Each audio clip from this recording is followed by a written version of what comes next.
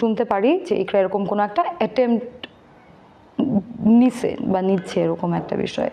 Check করো ও নিঃশ্বাস নিচ্ছে কিনা, ও নিঃশ্বাস নিচ্ছে কিনা। আপনারা যখন নেপালে গেলেন 25 তারিখে গেলেন এবং যখন শুনলেন যে ইকরা সুইসাইড করছে, তখন আসলে কি করছিলেন আপনারা বা কি হচ্ছিল সেখানে? বিষয়টা আমাদের কাছে এভাবে আসে নাই যে ইকরা সুইসাইড করেছে অথবা শি ইজ নো মোর, এভাবে আসে নাই জিনিসটা। যেহেতু আমরা সবাই একসাথেই ছিলাম, শুটিংয়ের মধ্যেই আমরা সবাই ছিলাম, আমরা সিনের প্রিপারেশন নিচ্ছিলাম। তো ওই টাইমে এখন দেখেন প্রত্যেকের পার্সোনাল ফোনে কী কনভারসেশন হচ্ছে, কী হচ্ছে, সেটা তো ধরেন আমরা বাকিরা জানার কথা না। But all of a sudden এরকম শুনতে পারি যে ইকরা এরকম কোনো একটা অ্যাটেম্প্ট নিছে বা নিচ্ছে, এরকম একটা বিষয়।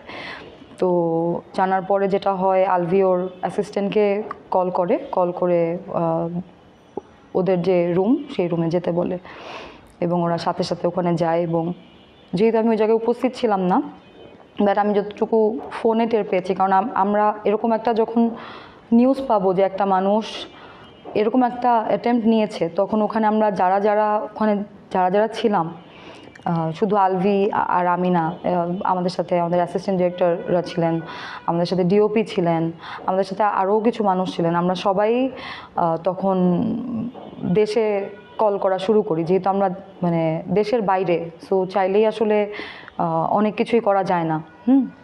তো তবুও যতটুকু সম্ভব ছিল যে ফোনে কানেক্ট করা বা কাকে ফোন দেওয়া যায়, কাকে পাঠানো যায়, এই জিনিসগুলো ওই সময় করা হচ্ছিল।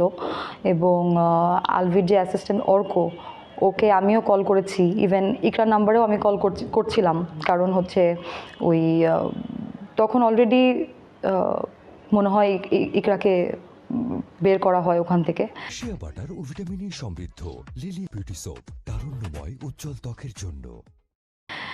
বের করা হয়। অ্যান্ড আমি বারবার জিজ্ঞেস করতেছিলাম যে চেক করো ও নিঃশ্বাস নিচ্ছে কিনা, ও নিঃশ্বাস নিচ্ছে কিনা, এটা ছিল আমাদের কনসার্ন, ওর হার্টবিট চলতেছে কিনা। তো এরপরে তো হসপিটালে দৌড়াদৌড়ি শুরু হয়। অ্যান্ড সবাই কানেক্টেড থাকি আমরা দেশে। আলভির যারা ক্লোজ আছে বা রেসপন্সিবল মানুষ আছে তাদেরকেও কল দিয়ে যেতে বলছিল।